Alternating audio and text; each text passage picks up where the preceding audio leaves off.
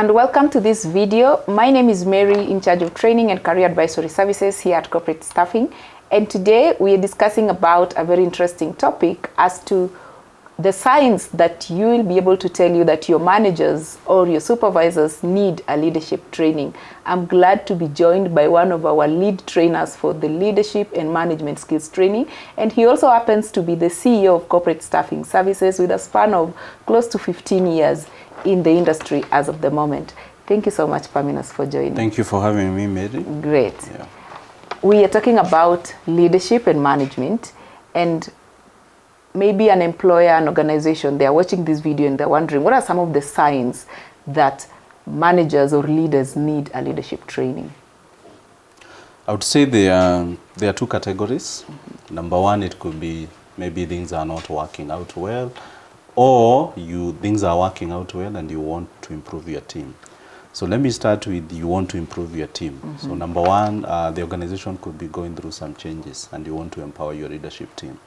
So part of empowering the leaders to handle the change very well mm-hmm. will be to take them through a leadership training. Mm-hmm. And one of the core modules will be change management. Mm-hmm. Yeah. It could be as a way to motivate your management team, you know, on how can they get their people, how can they improve on their people skills. Mm-hmm. Yeah. So that's category number one. Mm-hmm. Category number two, and this is where many of the organizations, whenever they are thinking about a leadership training, this is when they approach us. Mm-hmm. Number one sign to look out for could be high employee turnover. Mm-hmm. So here you are, Mary, you are the CEO. You feel that your staff are reasonably well paid, you know, within the market rate, but people keep changing. Mm-hmm. Number one, culprit could be the work environment. Mm-hmm. And one of the biggest determinant of the work environment is the relationship an employee has with the direct boss. Mm-hmm. So if you find that there's a high turnover, mm-hmm. then that could be a sign that you need to empower your managers with leadership skills. Mm-hmm. Another thing to look out for is you have employees, but the employees are disengaged. Mm-hmm. You know they can do better, but for some reason or another, their employees are not giving the best. Mm-hmm. So if that is the case, you'll find that most of your managers are behaving as managers. They're not behaving as leaders. As leaders. Why? There's a difference between management and leadership. Mm-hmm. When you talk about management, as the word suggests, the word management comes from the word manage. Mm-hmm. And what do we manage? We manage resources. Mm-hmm. So if all your managers do is manage people, if they don't inspire, because what is leadership? The leadership comes from the word read. Mm-hmm. So how do you read people? You read people by inspiring them, mm-hmm. by guiding them, mm-hmm. by being a role model. Mm-hmm. So if your managers are doing the bare minimum, mm-hmm. then your staff will not be engaged. They mm-hmm. will not be motivated. Mm-hmm. And that is why now you need to really you need to upskill the skills of your managers to not only manage but also act as leaders. Mm-hmm. Yeah. The third sign is, let's say you promoted someone, mm-hmm. you know, within the team. Someone was doing a very good job. They were not in charge of people. Mm-hmm. Now, whenever we are promoting people, it's because you've seen they have potential and they are good at their job. Mm-hmm. But really, if you really don't empower them on the people aspect, there's a high probability that they are going to lose. They may struggle. They'll struggle. In fact, that's the right word. They'll struggle. So if I were in your shoes, then I would look at it as an opportunity to do what? To empower them with the right leadership skills. Mm-hmm. Yeah. Mm-hmm. What are the other situations that would warrant team dynamics and mm-hmm. conflict? Mm-hmm. You find in an organization people are fighting. It's become very antagonistic for one reason or another. Mm-hmm. So again, that speaks to a lack of leadership mm-hmm. within the team. Mm-hmm. Because whenever people are together, whether it's family level, whether it's community level or at nation level, if there's no leadership, things can be very chaotic. Mm-hmm. Yeah, so I would also look at that. Then don't forget feedback from employees and other stakeholders. Mm-hmm. So if your employees comes and tells you, you watch out, who your John, who your manager, that manager of yours mm-hmm. is doing A, B, C, D. Mm-hmm. So he could be doing a good job in terms of maybe driving results, yeah. but he could be driving people away. So this is closely related to the feedback you get from clients. Exactly. It's closely related with number one, high employee turnover. So whether it's client, whether it's the junior staff, whether it's suppliers, people you deal with. If they tell you Mary is really good at her job, but when it comes to people, she's lacking, their question marks.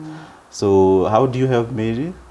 Is through a training as a first step. Yeah. So I would say those are the situations that would warrant you to consider leadership training. Yeah. Now, as the business owner, as the CEO, as the employer, how can I ensure that this leadership training adds value to the business? So the first thing we do, and this is a course we offer here to both employers and professionals, is to make sure that the training is aligned to the needs of the business. So remember I said there are various situations that would warrant. So the way I approach a leadership training for someone who's new to leadership is very different if the training is focusing on change management or the training is focusing on the team dynamics, conflict management. So you align the training first to the business needs, and that is why whenever someone makes an inquiry, we can't just send a proposal, because leadership is so broad. So we want to come, have a sitting with you, and we get to understand what are your pain points. And from there, we can tailor-make the training to suit your needs. Yeah, so that's number one. You align the training and the content to the business needs. The other thing is to make the training as practical as possible. The days of coming, you as a trainer, you just have a PowerPoint presentation, you tell stories, people take notes, they are all gone. So nowadays we use various and different methods when it comes to training. Yes, the PowerPoint, the guided PowerPoint will always be there, but can you implement case studies? Can people discuss scenarios? Can you even have people role playing? So that one really enriches the experience such that you make it as practical as possible. Yes, you don't want to make it theoretical. Yeah. Then the other thing I've seen, and which adds a lot of value to our clients, is the follow-up. Because the reality is a 2-day training will not be enough. Yeah. So whenever we do a leadership training, so people will make commitments. So if it's Mary, she'll say, I need to improve on communication skills. So we hold you accountable for 2 or 3 months. So how are you improving? So there'll be regular reviews from us and even the management on more like the post-training support. Post-training support. So we don't just do a 1 or 2 days training and then we leave you at that.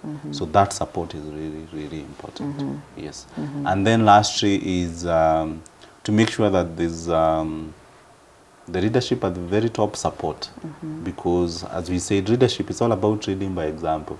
So if the leadership supports that people behave in a certain different way and they practice that will also now trickle down to the rest of the staff. Yeah.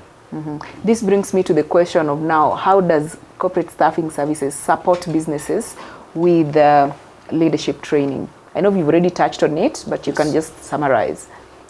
So if this video speaks to you, the next step you can take is visit our website, and there will be a link below.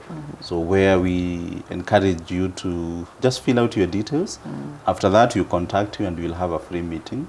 Get to understand what are the pain points and how would you want to partner with us. Then from there, we'll discuss the content, the financials, and then we agree on the rolling out. And then, like I said, for us, the training, we make it as practical as possible. So this what you might be thinking is the issue. So how we undertake this is we'll do a pre-survey, assessment, so we're able to even survey the team. So there's the feedback from the management and there's the feedback from the people being trained. So we put all that together and it helps us to come up with very good content. Then from there is to undertake the training. Then there's the post-training follow-up. So all this is geared to making sure that there's return on investment for the client. Yeah. Great. Thank you so much for sharing with us. I know someone watching has found this video very useful to them. Thank you. Indeed, when it comes to leadership and management, it is very important for you as an individual to empower yourself to have the right leadership skills and qualities, and even for you as the employer, as the business owner, to ensure that the managers, the supervisors are equipped with the right leadership qualities for them to be able to handle the business and even the people effectively. And that is why we encourage you to reach out to us. And as Pamina has mentioned, we customize the training to suit the needs the gaps, the pain points that could be there as far as leadership and management is concerned. The link below will guide you on how to register your details, and we will be glad to reach out to you and offer our support. We look forward to seeing you in the next video. Thank you so much for watching.